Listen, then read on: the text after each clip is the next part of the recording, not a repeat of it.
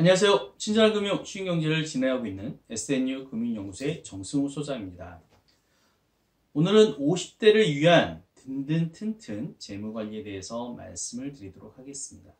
50대를 위한 재무관리, 사실은 많이 좀 정말 필요하신 시기이고요. 그런 내용들을 조금이라도 금융에 대해서 이렇게 아신다라면은 도움이 되지 않을까라고 해서 정부에서 책을 발간했습니다. 발간한 내용은 국민연금공단 중앙노후준비지원센터와 한국금융투자자보호재단에서 나왔고요. 내용 중에 하나는 이런 식으로 되어 있습니다. 50대를 위한 든든 튼튼 재무관리이고요. 그 다음에 그 내용은 50대 재무관리 시작하기, 단계별 지출, 저축 전략, 자산별 관리 전략, 새는 돈을 막는 지출 관리, 빚 부담을 줄이는 대출 관리, 보험료 부담을 더는 보험 점검, 든든한 노후를 위한 연금 관리, 자산을 늘려주는 저축 투자, 숨통 트이는 지원제도, 금융사기 어떻게 예방할 것인가 라는 요 내용들이 있습니다. 그래서 국민연금관리공단에서는 다양한 이렇게 내 노후를 위해서 많은 자료들을 준비하고 있으니까요. 그 서비스를 한번 살펴보시면 진단 서비스, 그러면 상담 서비스, 교육 서비스, 관계기관 연계 서비스, 사업관리 서비스 등이 제공되고 있습니다. 그러면 오늘은 단계별 지출, 저축 전략에 대해서 말씀을 드리겠습니다. 50대 단계별 지출, 저축 전략인데요. 50대 얼마나 벌고 어떻게 쓰고 있나 라고 살펴봤더니 총 소득은 약 514만 원 정도이고요. 소비 지출은 280만 원 정도를 하는 것으로 나타나고 있습니다. 그 중에 저축은 132만 원 정도의 26% 정도이고요. 비소비 지출은 102만 원, 한 20% 정도가 되는 것 같습니다. 가장 많은 지출 항목으로는 음식, 숙박, 교통, 식료품비가 당연히 되겠고요. 그 다음에 나머지 이것들은 2016년도 가구별, 가구주 연령별 가구당 월평균 가계수지 자료를 가지고서 말씀을 드렸습니다.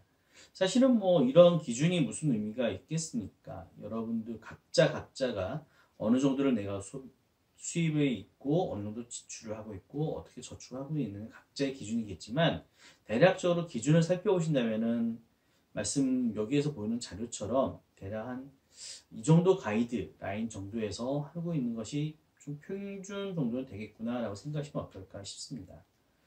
그 다음에 단계별 지출 저축 전략으로 오시면은 일단 첫 번째 1단계 지출 관리입니다.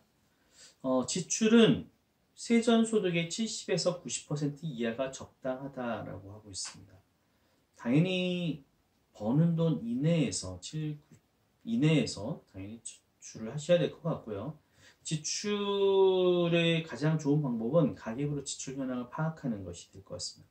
그래서 부부 모두 솔직하게 소득과 지출을 공개해서 가계부를 통해 지출 현황을 제대로 파악하시는 게 좋을 것 같고요.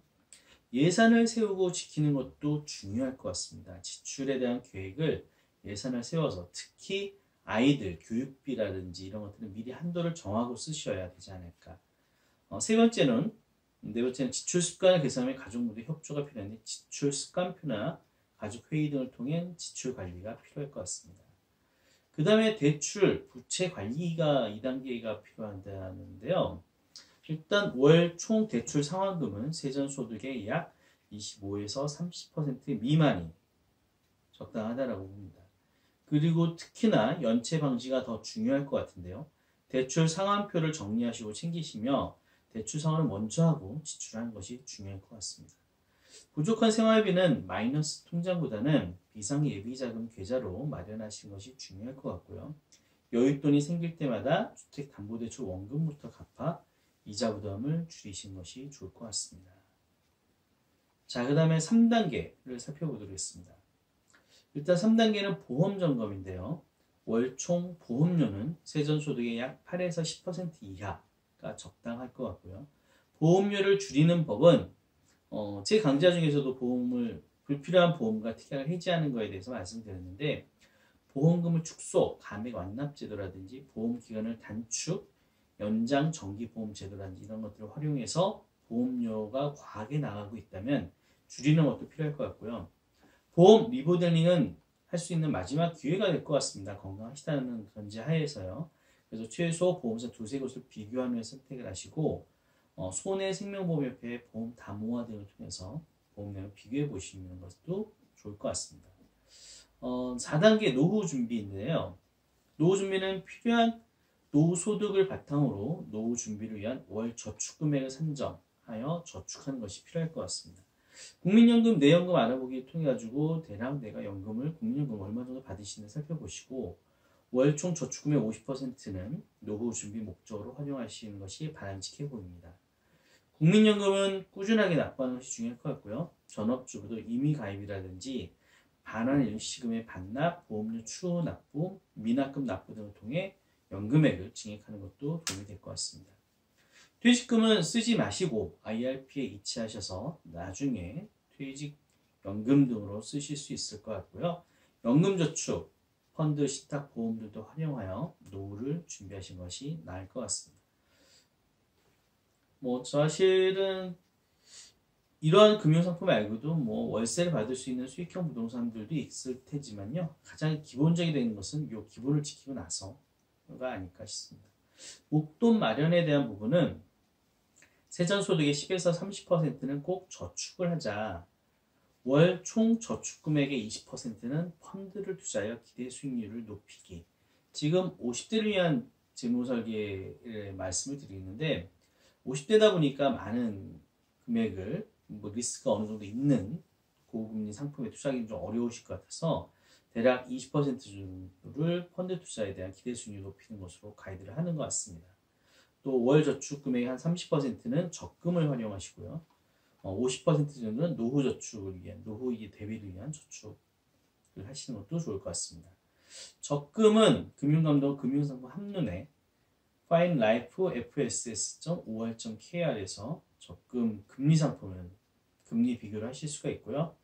펀드 같은 경우에도 투자 전략이 각기 다른 펀드에 소액씩 분산 투자하시는 것이 방법이 될 것 같습니다.